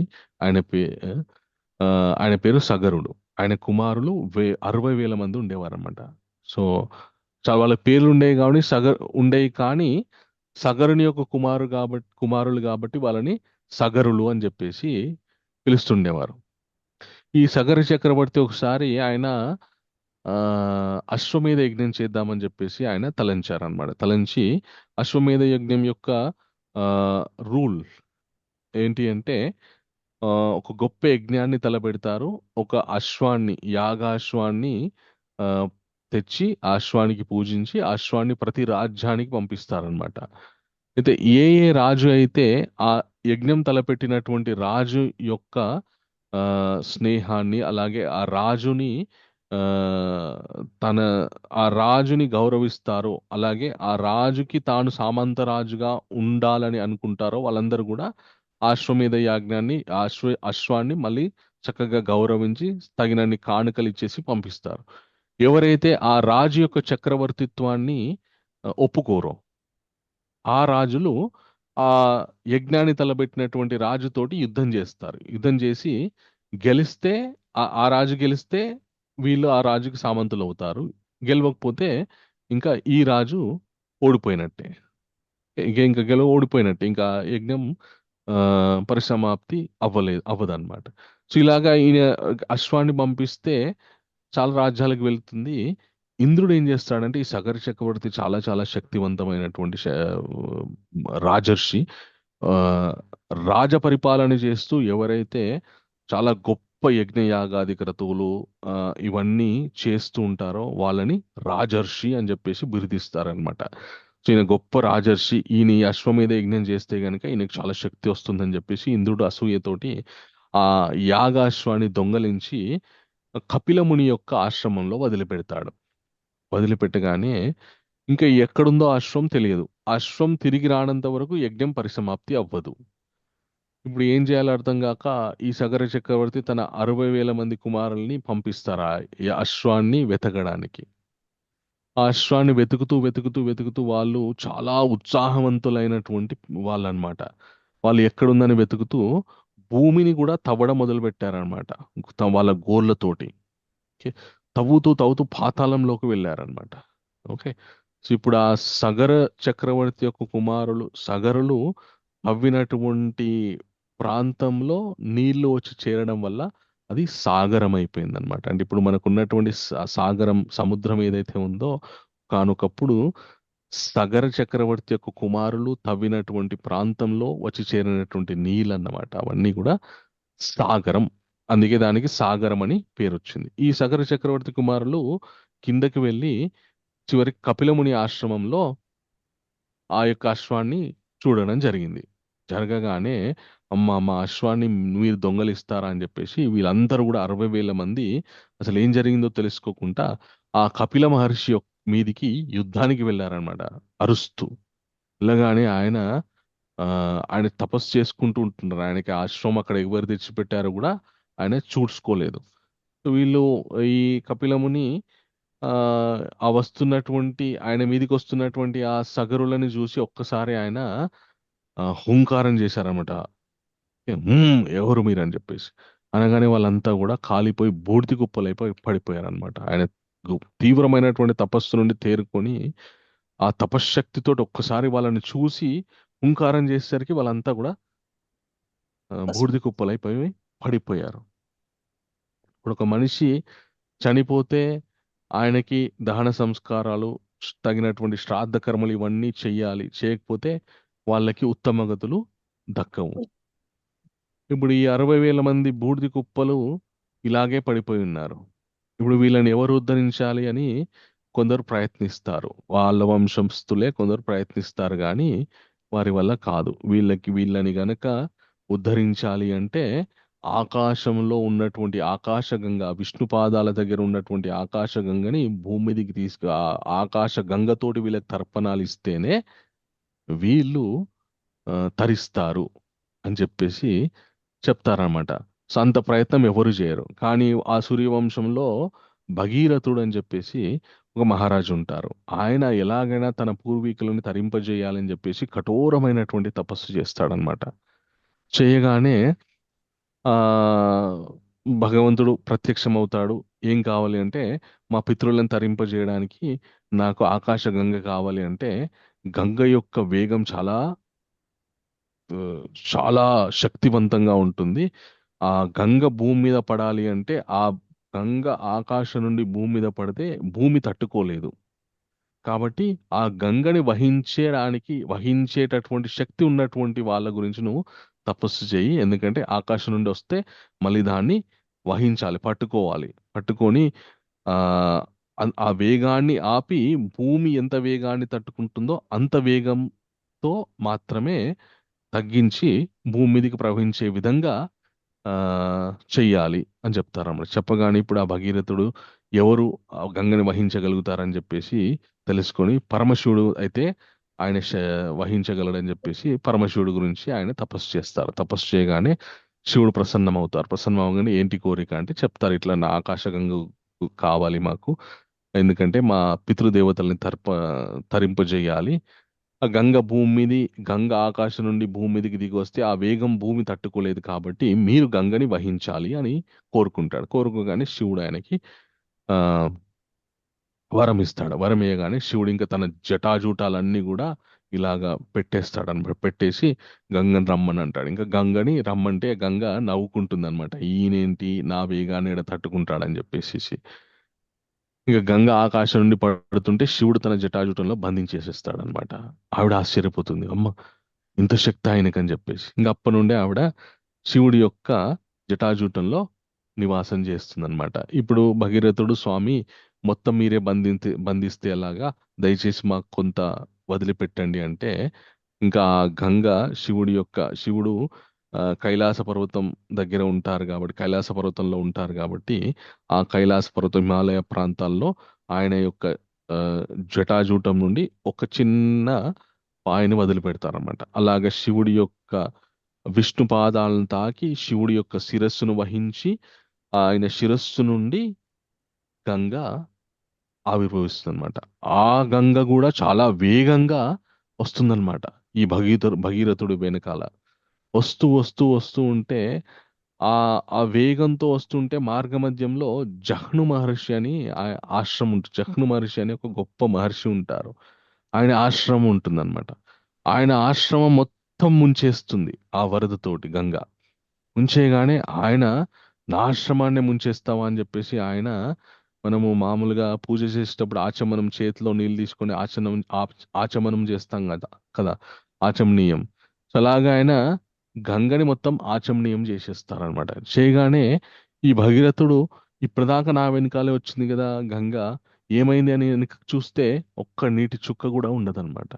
ఈ జహ్ను మహర్షి తన ఆశ్రమాన్ని ముంచేసిందని చెప్పేసి గంగని మొత్తం ఆయన ఆచమనీయం చేసేస్తారు. చేయగానే మళ్ళీ ఆ జహ్ను మహర్షి దగ్గరికి వెళ్ళి, అయ్యా క్షమించండి, మన్నించండి, దయచేసి గంగని వదిలిపెట్టండి, మా పితృదేవతలను తరింపజేయడానికి నేను ఈ ఆకాశ గంగని భూమి మీదికి ఘోర తపస్సు చేసి తీసుకొచ్చాను, మమ్మల్ని అనుగ్రహించండి అనగానే ఆ జహ్ను మహర్షి, అయ్యా నేను ఇప్పుడు ఆచమనీయం చేసేసాను, మళ్ళీ బయటకు తీసుకొస్తే ఎంగిలైపోతుంది. కాబట్టి ఆయన జహ్ను మహర్షి ఏం చేస్తారంటే తన కుడి చెవు నుండి గంగని వదిలిపెడతారనమాట. సో ఇప్పుడు జహ్ను మహర్షి నుండి గంగ వచ్చింది కాబట్టి ఆవిడ జహ్ను మహర్షికి కూతురు కాబట్టి అప్పటి నుండి ఆవిడకి జాహ్నవి అని చెప్పేసి ఆ, పిలవడం జరిగిందనమాట. అయితే అప్పటి నుండి మనుషులందరికీ కూడా ఒక వరం ఇచ్చారనమాట. ఏంటి అంటే జహ్ను మహర్షి ఆయన మనుషుడే గాని మహర్షి అయ్యారు. ఓకే, ఆ మహర్షి కుడి చెవి నుండి గంగ వచ్చింది కాబట్టి మన శరీరం మొత్తం ఎంత అపవిత్రమైపోయినా కూడా కుడి చెవు మాత్రం అపవిత్రం అవ్వదన్నమాట. మనం ఒకసారి కుడి చెవు మీద చెయ్యి వేసుకొని గంగా గంగా గంగా అని 3 సార్లు స్మరిస్తే ఆల్మోస్ట్ గంగలో స్నానం చేస్తే ఎంత పవిత్రంగా అవుతామో శరీరం కూడా అంత పవిత్రంగా అవుతుందని చెప్పేసి శాస్త్రంలో చెప్తారనమాట. అయితే దాన్ని స్నానం చేయకుండా ఉండి ప్రతిరోజు గంగా గంగా గంగా అని చెప్పేసి నేను పవిత్రంగా ఉన్నాను అని చెప్పి దాన్ని తప్పుగా వాడుకోవద్దన్నమాట ఆ ఆ సౌలభ్యాన్ని. ఓకే, ఎప్పుడైనా మనం యజ్ఞాలు వ్రతాలు అవన్నీ చేస్తుంటాం కదా. అయితే యజ్ఞాలు వ్రతాలు చేస్తున్నప్పుడు ఒక నియమం ఉంటుందన్నమాట. శరీరం నుండి ఆ, వాయువు బయటకు వెళ్ళదు, కేవలం ఊపిరి తప్ప వా శరీరంలోని ఏ భాగంలో నుండి అయినా కూడా వాయువు బయటకు వెళ్ళదు. వెళ్తే మళ్ళీ స్నానం చేసి కూర్చోవాలి. ఓకే, మనం కూర్చున్నాం అనుకోండి, ఆవలింత వస్తుంది, ఒక అపాన వాయువు వెళ్ళిపోతుంది కింద భాగం నుండి. అలాంటప్పుడు స్నానం చేయాలి. స్నానం చేయడం కుదరదు వెంటనే వెళ్ళి. అలాంటప్పుడు కుడి చెవు మీద చెయ్యి వేసుకొని గంగా గంగా గంగా అని 3 సార్లు ఉంటే స్నానం చేసినటువంటి ఫలితాన్ని ఇస్తారన్నమాట. ఒకసారి దేవాలయానికి వెళ్తాం, కాలు కడుక్కోవడానికి కొన్నిసార్లు నీళ్లు ఉండవు. అప్పుడు ఏం చేయాలి అంటే నీళ్ళు లేనప్పుడు, ఉన్నప్పుడు కాదు, నీళ్ళుంటే చక్కగా కాలు కడుక్కొని వెళ్ళాలి. నీళ్ళు లేవు, ఏం చేయాలి? కుడి చెవు మీద చేసుకొని గంగా గంగా గంగా అని జాహ్నవి జాహ్నవి జాహ్నవి అని 3 సార్లు స్మరించి, తల్లి నీళ్ళు లేవు, స్వామి నీళ్ళు లేవు, కాబట్టి ఆ తల్లిని తలుచుకున్నంత మాత్రం చేత మనం స్నానం చేసినటువంటి ఆ, ఆ, స్థితి మనకి లభిస్తుంది. కాబట్టి అలాగ మనని మనం పవిత్రులను చేసుకోవాలన్నమాట. ఇలాగా భగవంతుడు ప్రహ్లాదుడిలాగా, అలాగే మృగేంద్రుడిలాగా, ఆ గరుడులాగా, వైనతేయుడిలాగా, ఉం, ఆ తర్వాత పావు మన వాయువులాగా మనుషులందరికీ ఆ ప్రాణవాయువులాగా, అలాగే ఆ పరశురాముడిలాగా, రాముడిలాగా, ఉం, అలాగే జలచరాల్లో శక్తివంతమైనటువంటి మకరంలాగా, అలాగే మనుషులందరినీ ప్రతినిత్యం పవిత్రం చేసేటటువంటి ఆ పుణ్య గంగలాగా భగవంతుడి యొక్క విభూతి మనందరికీ అందుబాటులో ఉందన్నమాట. ఓకే, సో అది అయితే ఆ, ఈ అధ్యాయం మనం అధ్యయనం చేస్తున్నప్పుడు ఆ, ఇంకొక ముఖ్యమైనటువంటి విషయాన్ని కూడా మనం ఏమర్థం చేసుకోవాలి అంటే, సో ఇప్పుడు ఇంతమంది ఇన్ని స్వరూపాలు మనం ఆరాధించవచ్చు. ఓకే, కానీ ఏకకాలంలో ఇన్ని ఆరాధనలు, ఇంతమంది దేవతలని మనము సంతృప్తి పరచడం ఎలాగంటే, ఆ యొక్క కేశవుణ్ణి మనం ఆరాధిస్తే ఏకకాలంలో ఇన్ని స్వరూపాల్లో ఉన్నటువంటి ఆయా దేవతామూర్తులందరూ కూడా తృప్తి చెందుతారు అని మనము ఒక సారవంతమైనటువంటి విషయాన్ని మనం అర్థం చేసుకోవాలి. శ్రీమద్ భాగవతంలో చెప్తారనమాట, యథాతరోర్మూలే నిషేచనేన తృప్యంతి తత్స్కంద భుజోపశాఖ ప్రాణోపహరణం చ యతేంద్రియాణం తథైవ సర్వార్హణమచ్యుతేజ అని చెప్తారనమాట. ఎలాగైతే ఒక చెట్టు సమృద్ధిగా ఉండాలి, ఆ చెట్టుకి మంచిగా ఆకులు, పువ్వులు, పళ్ళు రావాలి అంటే మనం ఆ చెట్టు యొక్క వేర్లకి మనం నీటిని పోస్తే చెట్టు సమృద్ధిగా ఆ చెట్టు యొక్క ఆ శాఖలన్నీ కూడా సమృద్ధిగా పచ్చగా ఎలాగా ఉంటాయో, అలాగే శరీరంలోని ఉన్నటువంటి అన్ని అవయవాలు కూడా శక్తిగా మంచిగా పుష్టిగా ఉండాలి అంటే ఆ చక్కటి ఆహారాన్ని మనము కడుపుకు అందిస్తే ఆ కడుపులో ఉన్నటువంటి ఆహారం జీర్ణమయ్యి శరీరంలో ఉన్నటువంటి మిగతా అవయవాలన్నీ కూడా శక్తిగా ఉండే విధంగా మనము ఆ మనకి ఆ జీర్ణక్రియ ఆ ఉపయోగపడుతుంది. కానీ కడుపుకే సరైనటువంటి ఆహారాన్ని అందించకుండా కేవలము ఏదైనా ఒక అవయవము సరిగ్గా పనిచేయకపోతే ఆ అవయవానికే మనము వైద్యం చేస్తే కుదరదు. అవయవానికి వైద్యం చేయాలి. అలాగే ఆ అవయవము శక్తి పుంజుకోవడానికి సరైనటువంటి మందులు కూడా మనం స్వీకరించాలి. కాబట్టి ఉదరాన్ని మనము ఆ, మ్, ఔషధాల ద్వారా నింపితేనే ఆ అవయవానికి మళ్ళీ శక్తి వస్తుంది. సో అలాగే ఆ కృష్ణుణ్ణి మనము మనస్ఫూర్తిగా ఆరాధిస్తే సమస్త దేవతాగణం తృప్తి చెందుతారు. ఓకే? అనేటటువంటి విషయాన్ని మనము ఈ అధ్యయనం చేస్తూ తెలుసుకోవాలన్నమాట. ఓకే, సో అది 10వ అధ్యాయంలో మనం ఈరోజు 2 శ్లోకాలు నేర్చుకున్నాము. చాలా ఆ, సో ఎవరైనా చెప్పండి ఏమర్థమైంది ఒక్కొక్క పాయింట్. హరే కృష్ణ ప్రభుజీ, ధన్యవాదాలు హరే ప్రభుజీ. కృష్ణ మాతాజీ. అంటే నేను ఇంత వివరంగా ఎప్పుడు వినలేదు ప్రభుజీ. చాలా బాగా చెప్పారు, చాలా బాగుంది సెషన్. Thank you. అంటే భగవంతుడు ఇన్ని రూపాల్లో మనకు దర్శనం ఇచ్చాడు, ఎంత అనుగ్రహాన్ని ప్రసాదించాడు. ఆ పరమాత్ముడు రాముడిగా, పరశురాముడిగా, ఆ నీటిలో ఉన్న మకరంగా అంటే మొసలిగా, మళ్ళీ గంగాదేవిగా, జాహ్నవిగా ప్రవేశించి మనందరినీ పవిత్రం చేయటము, ఇవన్నీ కూడా చాలా బాగా, అసలు నేను ఎప్పుడూ వినలేదు ప్రభుజీ. అంతటి చక్కటి వివరణ ఇచ్చారు. చాలా ధన్యవాదాలు ప్రభుజీ. అంటే థ్యాంక్ యూ. నేను అన్ని చెప్పలేను ప్రభుజీ, కొన్ని నో మాత్రం ప్రాబ్లం. నేను అందుకే ఒక్కో పాయింట్ అన్నాను, మీకు తెలిసింది మీరు చెప్పారు. Thank you very much. Pavani చాలా మాతాజీ. ప్రభుజీ. నేను అన్ని కొన్ని నోట్ చేసుకున్నాను. వెరీ చాలా గుడ్. ప్రభుజీ, అందరినీ అంటే అందరి దేవుళ్ళను అందరినీ మనం అంటే ఇప్పుడు మన చెట్టుకు నీరు పోసినట్టుగా అందరినీ ప్రార్థించడం కాబట్టి ఒక కృష్ణ భగవాన్ని ప్రార్థిస్తే అందరి దేవుళ్ళను కూడా మనం ప్రార్థించినట్టు అని మన సారాంశం అని చెప్పారు ప్రభుజీ. Very good. ధన్యవాదాలు. హరే పావని మాతాజీ చెప్పండి. హరే కృష్ణ ప్రభుజీ, దండవత్ హరే ప్రణామ్. కృష్ణ. దండవత్ సో ప్రణామాలు. నా లాంటి వాళ్ళకైతే, కొత్తగా ఉన్న వాళ్ళకి చాలా తెలుస్తుంది ప్రభుజీ. ఎందుకు అంటే భగీరథుడు కేవలం తపస్సు చేయడం వల్ల గంగ వచ్చింది అని అనుకున్నాము, కానీ అసలు ముందు సాగరం అనేది సగర కుమారుల వల్ల వచ్చింది అని, ఆ తర్వాత సాగరం అయిందని, తర్వాత అంటే 60,000 మంది వాళ్ళ అదే వంశానికి చెందిన వారు భగీరథుడు అనేది కూడా నేను కొత్తగా తెలుసుకున్నాను ప్రభుజీ ఇవాళ. అలాగే ఆ గంగ లైక్ ఒక లీలకి లోపల అంతర్లీనంగా చాలా లీలలు జరుగుతాయి అనే పాయింట్ కూడా ఇక్కడ అర్థమైంది Prabhuji. And at the same time ఏంటి అంటే, ఏదైతే మనం సత్యావేశ అవతారాలు అనుకుంటున్నామో లేదా ఆ, తీసుకున్న అవతారాలు కావచ్చు, అవన్నీ కూడా ముందు ఉద్భవించి తర్వాత ఏదో ఒక రకంగా ఇంకా ఎక్కువగా శక్తివంతం అవుతాయి అనేది కూడా మనం తెలుసుకోవచ్చు ఎస్, ప్రభుజీ. కరెక్ట్ జై మాతాజీ. Krishna very good. ప్రభుజీ. Thank you. జై శ్రీ మాతాజీ.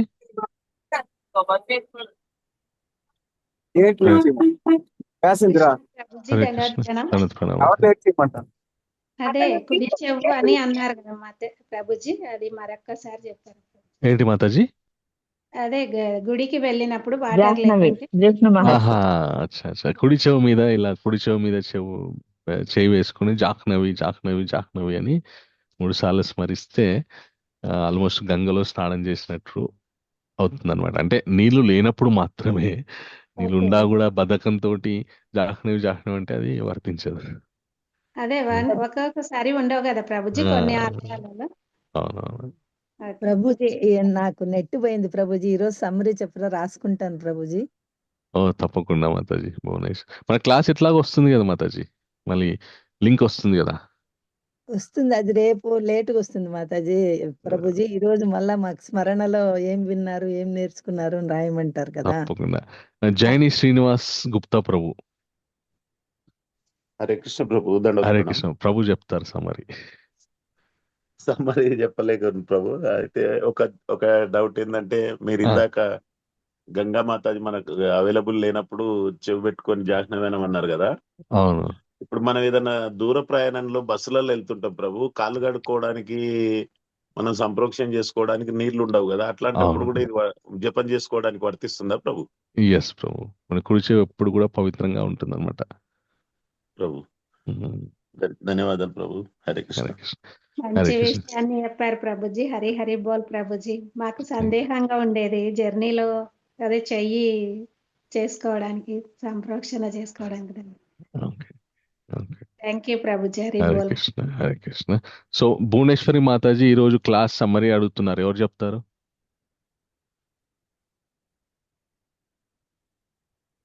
హరే కృష్ణ. పౌర్ణి మాతాజీ. ఓకే, పౌర్ణి మాతాజీ చెప్తారా? ప్రభుజీ హరే కృష్ణ.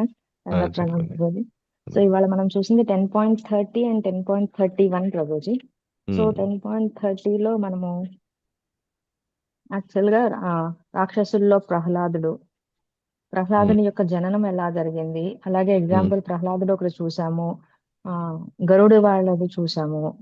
సో అలాగే మృగాల్లో సింహం ఒకటి, పక్షుల్లో గరుత్మంతుడు. ప్రహ్లాదుడి జననం ఎలా జరిగింది, గరుత్మంతుడి జననం ఎలా జరిగింది, వాళ్ళు ముందు జనరల్ గా దైత్య కుటుంబం, అదితి కుటుంబం వాళ్ళ గురించి తెలుసుకొని దైత్య కుటుంబంలో జన్మించినప్పటికీ కూడా వాళ్ళు కేవలం నామస్మరణ భక్తి రూపంలో వాళ్ళు గొప్ప భక్తులు అవ్వగలిగారు. కాబట్టి వాళ్ళలో ఉన్న అంతర్లీనమైన శక్తి కూడా నేనే, శ్రీకృష్ణ పరమాత్ముడే అనేది చెప్తున్నారు ప్రభుజీ 30లో. అలాగే 31 వచ్చేసి 10.31లో వాయువు గురించి, అలాగే అవతారాలైన శ్రీరాముని గురించి, జలాచరాల్లో తీసుకుంటే మనము ముసలి గురించి, ముసలి గురించి తెలుసుకున్నాము. అలాగే నదుల్లో అయిన గంగా నది ఉద్భవం ఎలా జరిగింది, అలాగే గంగా నది కంటే ముందు సాగర ఉద్భవం అనేది ఎలా జరిగింది, సగ మహర్షుల గురించి తెలుసుకున్నాము. అలాగే భగీరథుడు వాళ్ళ పితృదేవతల గురించి, అదే ఎవరైతే పెద్దవాళ్ళు, అదే తాత ముత్తాతలు ఉన్నారో వాళ్ళ ఆత్మశాంతి కోసం చేపట్టిన ఒకనొక యజ్ఞమే ఈ భగీరథ యజ్ఞం అనేది కూడా అర్థమైంచబోదు. Hare Krishna. Hare Krishna. Thank you. So అది భువనేశ్వరి మాతాజీ ఈరోజు మనం తెలుసుకున్నటువంటి విషయము. మళ్ళీ మీరు క్లాస్ విని మొత్తం మళ్ళీ వినొచ్చు క్లాసు, మీకు మళ్ళీ క్లారిఫై అవుతుంది. ఓకే. హరే కృష్ణ. హరే కృష్ణ ప్రభుజీ. హరే కృష్ణ. ఇంకెవరికైనా ప్రశ్నలు ఉన్నాయా? చిన్న ప్రశ్న ప్రభుజీ. నేను చాలాసార్లు ప్రయాణంలో వాళ్ళు చెవు మీద ఇలా చేయి వేసుకోవడం చూశాను ప్రభుజీ. ఎందుకు వేసుకుంటారో అర్థం కాలేదు ప్రభుజీ. అంటే గంగా గంగా అనాలని ఒక అతను చెప్పాడు ప్రయాణికుడు, అది ఎప్పుడో చాలా ఏళ్ల క్రితం ప్రభుజీ. అంటే ఆ అర్థం ఏంటి తెలియలేదు, ఇవాళ మాత్రం సంపూర్తిగా తెలిసింది Prabhuji. Thank you Prabhuji. Hare Krishna. Hare Krishna. Hare Krishna. So ఇంకెవరికైనా ప్రశ్నలు ఉన్నాయా? ఓకే.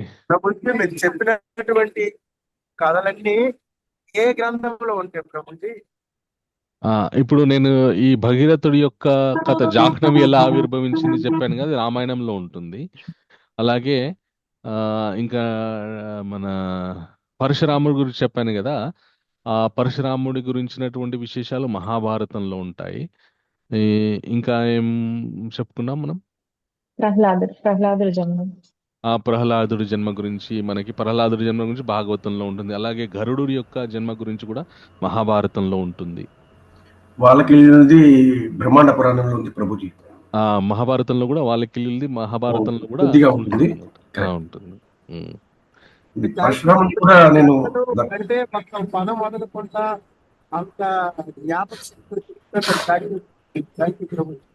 ప్రభుజీ. ఇప్పుడు ఈ రోజు చెప్పే ముందు ఈ స్టోరీలని ఒకసారి చూస్తారా ఏంటి ప్రభుజీ? వాటిని గుర్తుంచుకోండి. అంటే మా గురువు గారి యొక్క దయ వల్ల నేను చాలా చాలా విన్నాను. ఇప్పుడు మనం ఈ శ్లోకం వచ్చింది కాబట్టి ఆ శ్లోకం చదివితే ఓకే, రాముడి గురించి ఉందా, ప్రహ్లాదు గురించి ఉందా, జాహ్నవి గురించి ఉందా, జాహ్నవి ఎలా ఆవిర్భవించింది, ఒకసారి ఇంతకుముందు విన్న విషయాన్ని మళ్ళీ స్మరించుకొని, వీలైతే ఒకవేళ అందులో గుర్తు లేదనుకోండి, మన పరశురాముడి విశేషాలు ఉన్నాయి, నాకు కొంత గుర్తుంది, కొంత గుర్తులేదు, మళ్ళీ ఒకసారి రిఫర్ చేసుకొని అలాగా మనము ఏం చెప్పాలో ఒక్కసారి మైండ్లో ఏమేమి చెప్పాలో అనుకొని అలా చెప్తాను ప్రభు. Thank you Prabhuji. Thank you. Hare Krishna. Hare Krishna. Okay. ఇంకెవరికైనా ప్రశ్నలు ఉన్నాయా? ఓకే, చాలా సంతోషం ఈరోజు మీ అందరితో. సో అందరికి కూడా భగవంతుని యొక్క నిర్హేతుక కృపా కటాక్ష వీక్షణాలు ఎప్పటికీ అందరి యందు ప్రసరించాలని మనస్ఫూర్తిగా కోరుకుంటూ, మీరు చేసేటటువంటి ఆధ్యాత్మిక భౌతిక ప్రయత్నాలన్నీ కూడా సఫలీకృతం సఫలీకృతం అవ్వాలని మనస్ఫూర్తిగా కోరుకుంటూ వాంఛాకల్పతరోభ్యశ్చ కృపా సింధోభ్యో చ పతితానాం భావనేభ్యో వైష్ణవేభ్యో నమో నమః. మళ్ళీ రేపు ఉదయం 6:15కి ఒక మాల జపంతో మళ్ళీ అందరం కలుసుకుందాం. ఓకే, హరే హరే కృష్ణ కృష్ణ. ప్రభుజీ, దండవత్ ప్రణామం. దండవత్ ప్రభు ప్రణామం. దండ ప్రణామం దండవత్ ప్రభు. ప్రణామం. హరే కృష్ణ ప్రభుజీ, ధన్యవాద ప్రణామం. హరే కృష్ణ. దండ దండ ప్రణామం ప్రభు. హరే హరే కృష్ణ కృష్ణ. దండవత్ ప్రణామం. హరే కృష్ణ. దండ